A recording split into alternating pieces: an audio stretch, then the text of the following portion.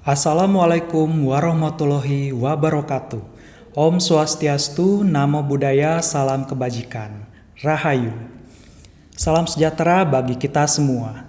Perkenalkan, saya I Gusti Agung Ranggalawe, SDS MDS, dosen program studi S1 Desain Komunikasi Visual, Fakultas Industri Kreatif, Universitas Telkom.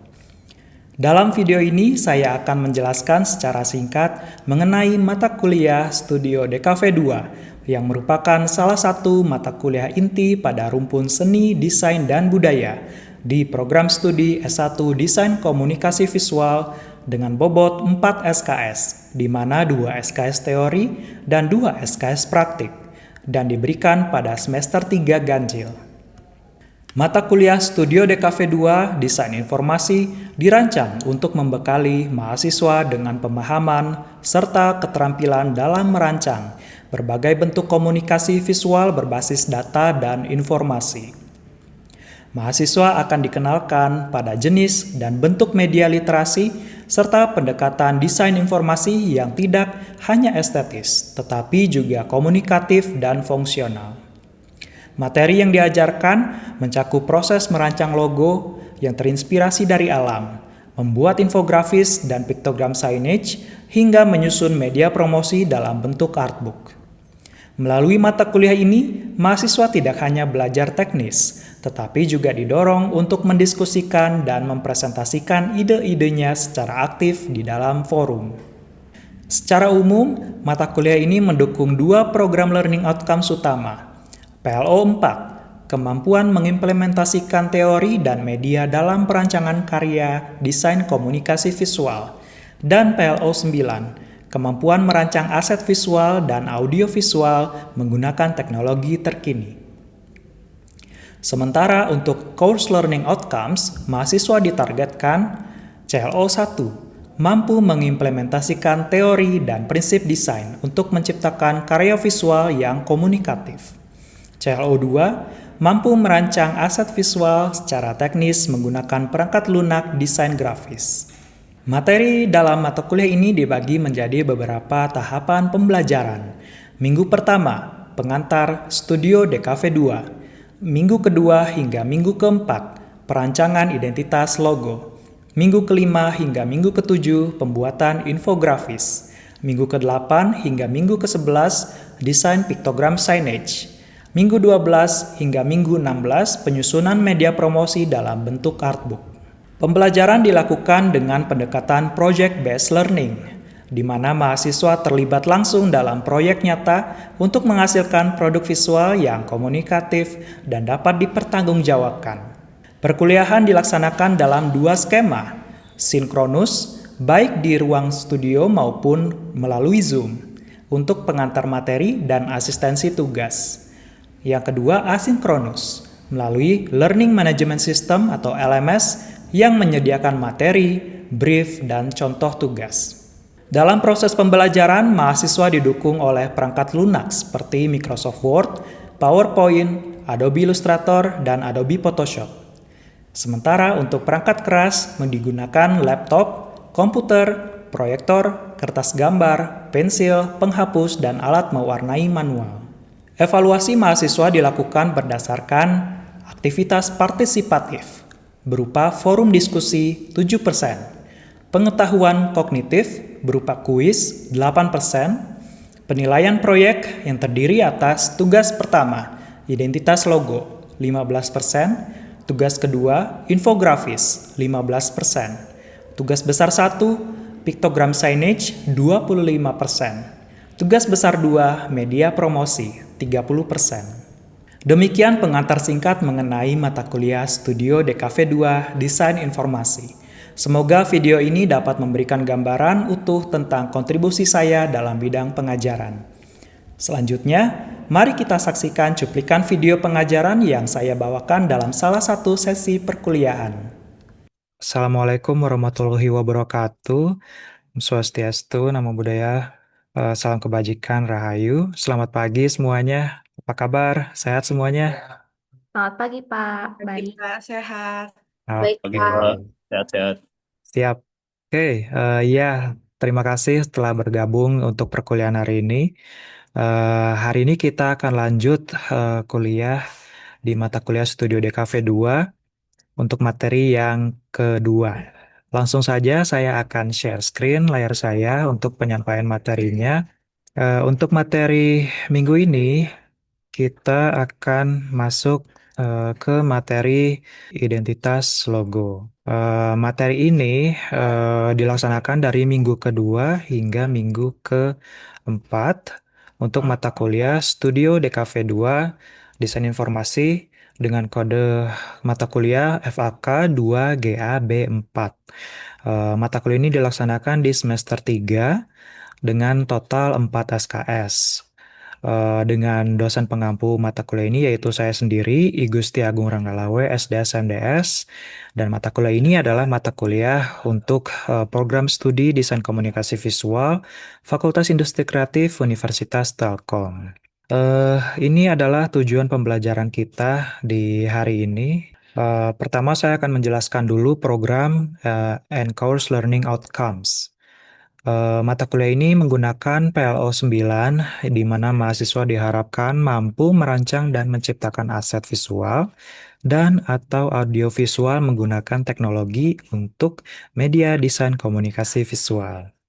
Lalu CLO-nya adalah CLO 2, yaitu di mana mahasiswa diharapkan mampu merancang aset visual menggunakan teknologi untuk media desain komunikasi visual. Lalu sub CLO-nya menggunakan sub CLO 2.1, yaitu di mana mahasiswa mampu merancang identitas logo yang berasal dari unsur alam melalui tahapan sketsa, pewarnaan, dan digitalisasi. Ini adalah beberapa indikator ketercapaian dari course learning outcomes-nya. Pertama, yaitu ketepatan dalam membuat sketsa logo dari unsur alam menggunakan pensil di kertas. Lalu kecakapan dalam memilih unsur alam yang akan dibuat menjadi logo, kemudian ketepatan dalam mengombinasikan warna pada sketsa logo yang dibuat dengan pensil warna, lalu kecakapan dalam merumuskan kombinasi warna yang harmonis pada logo, ketepatan dalam memproduksi logo dengan teknik digital menggunakan software berbasis vektor, serta kecakapan dalam mengoperasikan software berbasis vektor.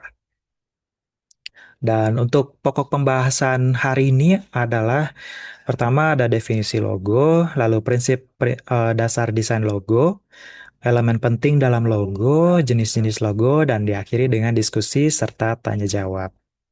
Oke. Nah, sekarang apa itu logo? Ada yang bisa jawab? Kira-kira secara general gitu. Menurut kalian apa sih logo itu? Identitas dari suatu Oke. brand, Kak. Oke, terima kasih Anissa. Identitas dari suatu brand.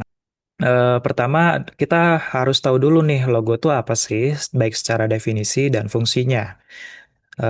Nah, betul seperti kata Anissa tadi ya, yaitu logo adalah elemen visual yang menjadi identitas dari sebuah merek atau perusahaan. Kemudian logo itu sendiri berfungsi sebagai tanda pengenal yang membedakan sebuah merek dari pesaingnya dan mencerminkan nilai serta visi perusahaan. Oke. Kemudian logo itu memiliki peran yang penting sekali dalam branding. Oke.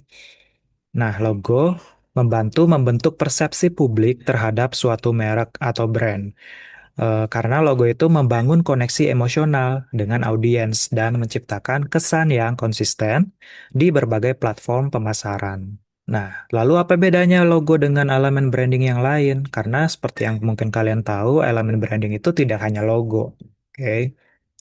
Nah, branding itu mencakup banyak sekali aspek seperti warna, tipografi, tagline, serta elemen visual yang lainnya.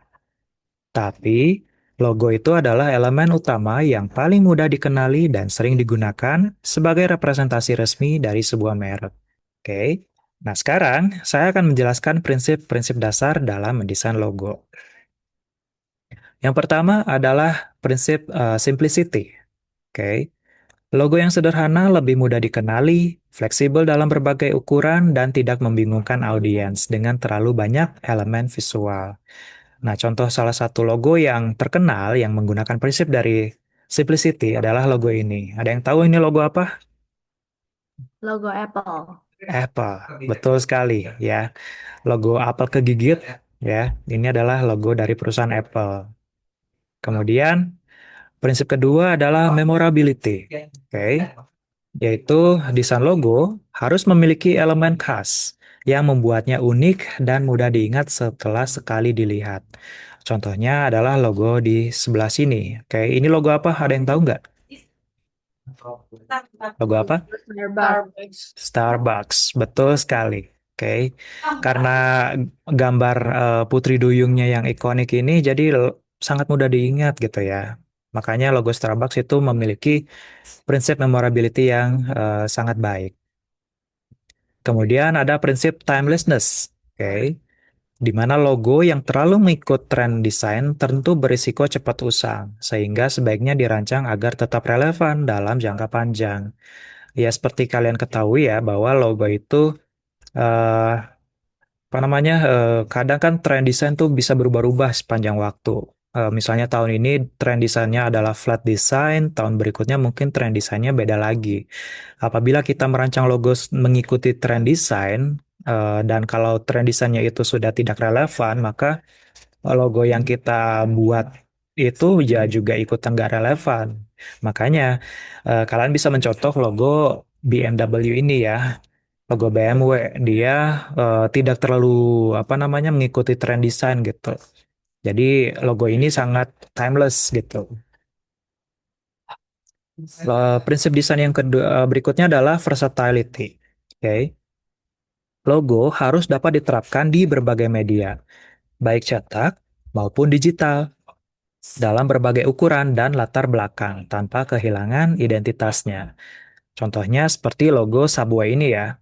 Jadi ketika kalian mau merancang logo, kalian harus memperhatikan apakah logo kalian yang sudah dibuat itu bisa diterapkan di berbagai media atau enggak gitu.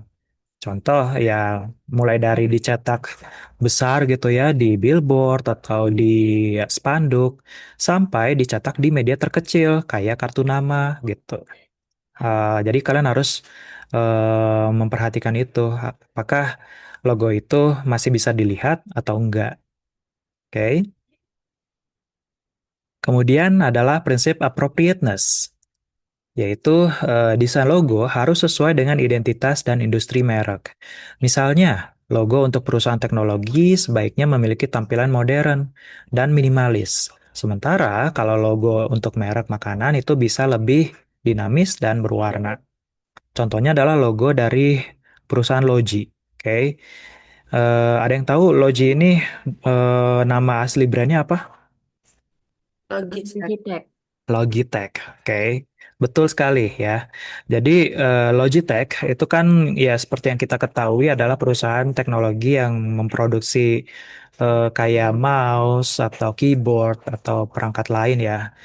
Dan itu karena perusahaan teknologi, jadi dia membuat logo yang tadi minimalis dan modern, oke, appropriate sesuai dengan peruntukannya, oke. Nah, berikutnya saya akan menjelaskan tentang elemen penting dalam sebuah logo. Oke, jadi ketika membuat logo, kira-kira ada apa saja sih yang harus di yang harus kalian buat di dalam sebuah logo gitu ya. Nah, pertama adalah bentuk dan simbol. Oke. Jadi, bentuk atau ikon dalam logo dapat memberikan makna tambahan yang memperkuat identitas merek, seperti bentuk Apple untuk logo Apple ya, yang merepresentasikan kreativitas dan inovasi.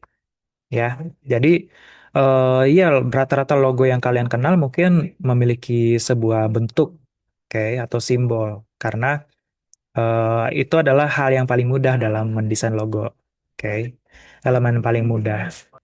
Nah, elemen berikutnya adalah tipografi dan pemilihan font. Oke. Nah, font yang digunakan dalam logo harus mencerminkan kepribadian merek. Misalnya, font serif yang memberikan kesan elegan dan klasik, sedangkan font sans serif lebih modern dan minimalis. Contohnya adalah logo IKEA, oke, yang ada di sini. Kira-kira menurut kalian font yang digunakan di logo IKEA ini jenisnya serif atau sans serif ya? Sans serif. Oke, betul sekali, sans serif ya. Karena kalau yang sans serif itu ciri khasnya adalah dia tidak punya ekor gitu ya di hurufnya. Kalau font serif baru punya ekor. Dan logo IKEA ini menggunakan jenis font yang sans serif. Nah, berikutnya elemen penting lainnya dalam logo adalah warna, oke, dan psikologi warnanya. Jadi, warna dalam logo memiliki dampak psikologis yang dapat mempengaruhi emosi dan persepsi audiens, seperti merah yang melambangkan energi dan keberanian, atau biru yang memberikan kesan profesional dan dapat dipercaya. Contoh logo yang warna merah ada logo ini nih, logo Hard Rock Cafe. Oke. Nah, yang berikutnya adalah elemen komposisi dan keseimbangan. Oke. Tata letak elemen dalam logo harus seimbang agar terlihat harmonis dan estetis, serta tidak membingungkan audiens dalam membaca dan mengenali logo tersebut. Oke, nah berikutnya kita masuk ke bahasan jenis-jenis logo. Oke, nah ini mungkin kita akan melihat beberapa logo dan kalian tebak jenisnya. Oke, nah di sini saya punya logo Coca-Cola, lalu logo eBay, logo Canon, lalu logo FedEx, logo Disney, dan logo Visa. Kira-kira ini jenisnya apa? Jenis logonya? Ada yang tahu? Wordmark. Wordmark. Oke, betul sekali. Logo type atau yang biasa istilah resminya yaitu wordmark.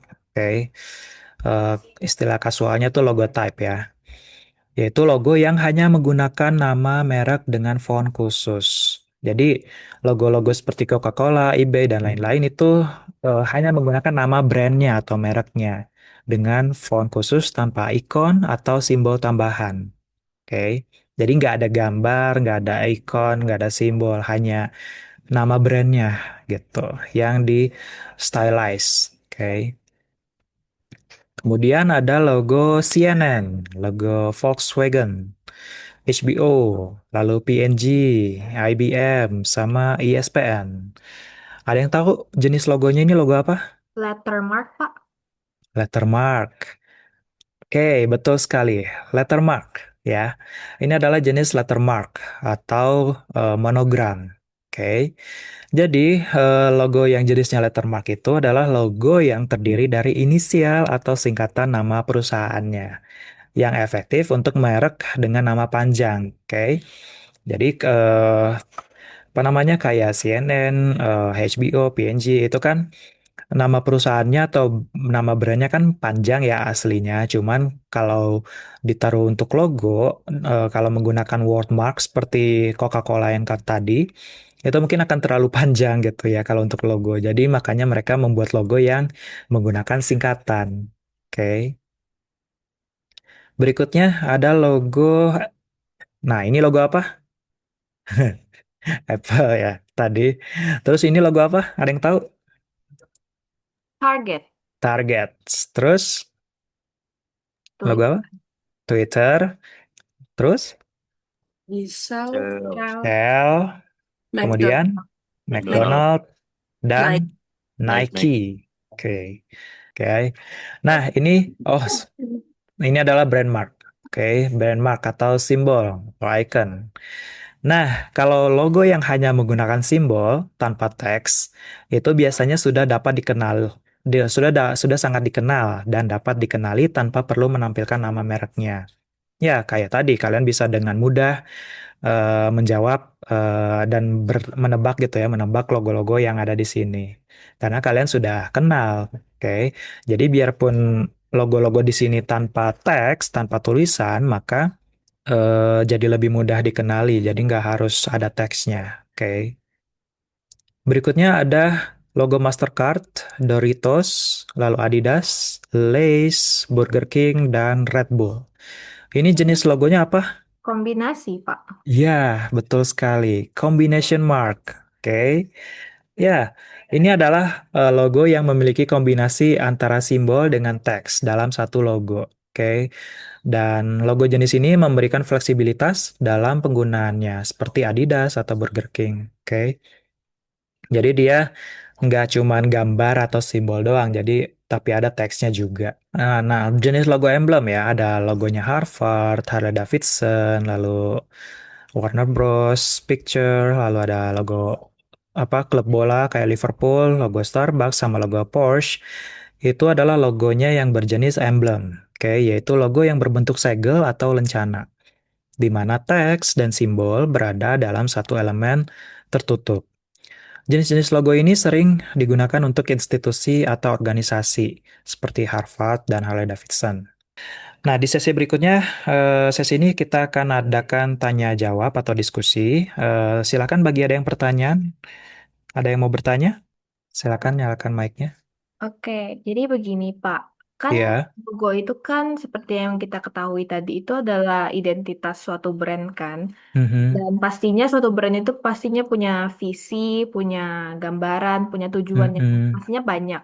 Nah, itu gimana Mhm. sih cara kita ngegabungin kayak berbagai elemen atau berbagai tujuan itu tuh menjadi satu logo yang compact, yang simple, tapi terus kalau Mhm. orang lihat tuh kayak, oh, tahu gitu tujuannya apa, tahu vibes-nya apa gitu.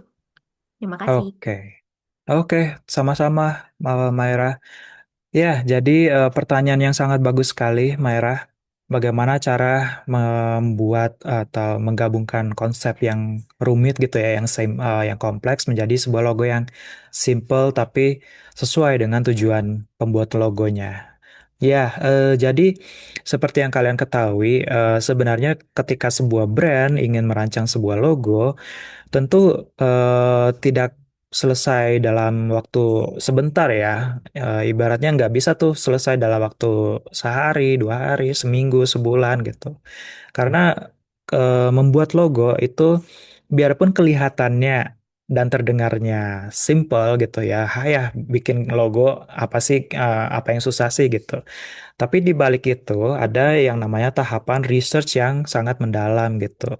Pertama, kita harus tahu dulu nih brand itu yang mau kita rancang logonya. Di sini kita memposisikan diri sebagai seorang desainer ya. Jadi ketika seorang desainer diberikan tugas membuat sebuah logo untuk brand atau perusahaan, si desainer itu kita harus melakukan research dulu dengan brand atau perusahaan tersebut gitu. Kita harus tahu dulu nih, pertama kayak unique selling point-nya apa sih, atau USP-nya dari si brand itu. Apa keunikan yang membedakan brand itu dengan brand lain gitu. Lalu produk atau jasa apa nih yang brand itu jual gitu ya. Kemudian value dari brand tersebut apa. Jadi dan masih banyak lagi yang harus kita riset gitu mengenai brand atau perusahaannya. Jelas, Maira? Jelas Pak, terima kasih. Oke, sama-sama. Kita lanjut lagi. Nah, jadi kesimpulannya apa? Nah, ya, itu adalah materi tentang logo. Jadi, setelah saya jelasin logo itu apa, definisinya, kalian sekarang sudah paham bahwa logo itu segitu pentingnya ya untuk sebuah perusahaan atau brand.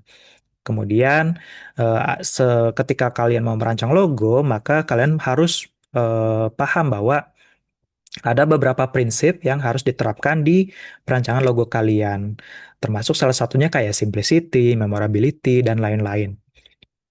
Kemudian, eh, tentu saja saya sudah juga menjelaskan elemen-elemen penting dalam membuat logo, kayak simbol atau gambar, terus icon atau simbol, lalu tipografi, warna, dan lain-lain. Kemudian saya juga sudah menjelaskan jenis-jenis logo dan kebetulan kalian juga sudah paham ternyata beberapa logo jenisnya ada yang word mark, ada yang letter mark, ada yang combination mark gitu ya. Dan tadi kita juga sudah melakukan diskusi. Oke, nah berikutnya ini ada beberapa referensi yang bisa kalian gunakan dalam melaksanakan perkuliahan di mata kuliah Studi DKV 2 untuk materi identitas logo. Pertama ada referensi buku, ada buku dari Bokua, Principles of Logo Design, ini bagus banget. Kemudian ada bukunya Peters, yaitu Logos That Last. Nah, How to Create Iconic Visual Branding. Ini juga bagus untuk merancang logo. Kemudian ada bukunya Suryanto Rustan, oke, yaitu mendesain logo. Ini terbitan dari Gramedia Pustaka Utama. Bisa kalian cari di toko buku. Kemudian ada referensi online juga yang bisa kalian baca-baca. Pertama ada artikel How to Design a Logo. Ini artikel jurnal di Science Direct. Kemudian Making a Memorable Logo, Tips and Trends from Graphic Designer. Jadi ini ada cara bagaimana bikin logo yang mudah diingat gitu ya dari Adobe. Oke. Untuk video ada 10 mind-blowing logo design tips dan advanced logo design teknik. Ini dua video yang penjelasannya tuh simple dan mudah dimengerti gitu. Nah, semua materi dan referensi sudah saya taruh di LMS kita. Jadi kalian bisa mengakses referensi-referensi dan materi presentasi hari ini, oke, di LMS.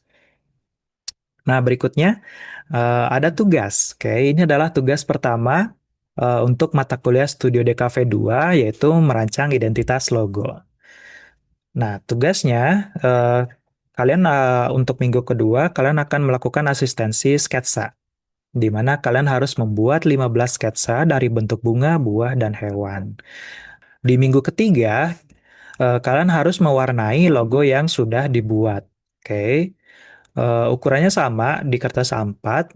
Nah, di minggu keempat, kita akan melakukan asistensi digital, di mana nanti dari 15 sketsa akan dipilih 8 untuk didigitalkan. Proses digitalisasinya, kalian bisa bebas menggunakan software vektor apapun, bisa di Adobe Illustrator atau di software vektor apapun yang lain, misalnya kayak CorelDRAW dan lain-lain. Ini adalah format pengumpulan tugasnya. Intinya kalian akan mengumpulkan dalam formatnya artbook ukuran A4, berisi sketsa, warna, dan digital dari logo yang sudah dibuat.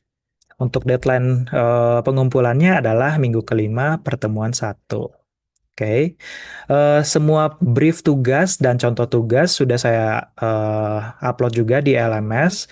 Kalian bisa mengakses brief tugas ini dan contoh tugas dari kakak kelas kalian di LMS. Oke, ya, sekali lagi terima kasih banyak sudah hadir di pertemuan kuliah hari ini. Mudah-mudahan apa yang saya sampaikan bermanfaat bagi kalian, dan untuk semua materi pembelajaran presentasi tadi bisa kalian download di LMS, begitu pula dengan brief tugas dan contoh tugasnya. Apabila kalian masih ada pertanyaan, silakan tanyakan di grup WhatsApp kita atau kalian bisa japri ke WhatsApp saya. Oke? Ya, itu aja untuk pertemuan kuliah hari ini. Sekali lagi terima kasih banyak sudah hadir di Zoom hari ini. Saya mengucapkan wassalamualaikum warahmatullahi wabarakatuh. Om Swastiastu, Om Santi Santi, Om Salam Sejahtera, Namo Buddhaya, dan Rahayu. Dan kita ketemu nanti di minggu depan di studio. Oke? Terima kasih semuanya. Demikian cuplikan pengajaran dari mata kuliah Studio DKV 2 Desain Informasi yang saya ampu di program studi S1 Desain Komunikasi Visual Fakultas Industri Kreatif Universitas Telkom. Saya berharap cuplikan ini dapat memberikan gambaran tentang bagaimana saya menjalankan proses pembelajaran, membimbing mahasiswa, dan mengembangkan capaian pembelajaran melalui pendekatan yang aktif, kontekstual, dan berbasis proyek. Terima kasih atas perhatian dan kesempatan yang diberikan untuk berbagi praktik pengajaran ini. Sampai jumpa di sesi atau video berikutnya. Saya, I Gusti Agung Ranggalawe, SDS-MDS. Wassalamualaikum warahmatullahi wabarakatuh. Om Santi Santi Santi Om. Namo Buddhaya, salam kebajikan, Rahayu.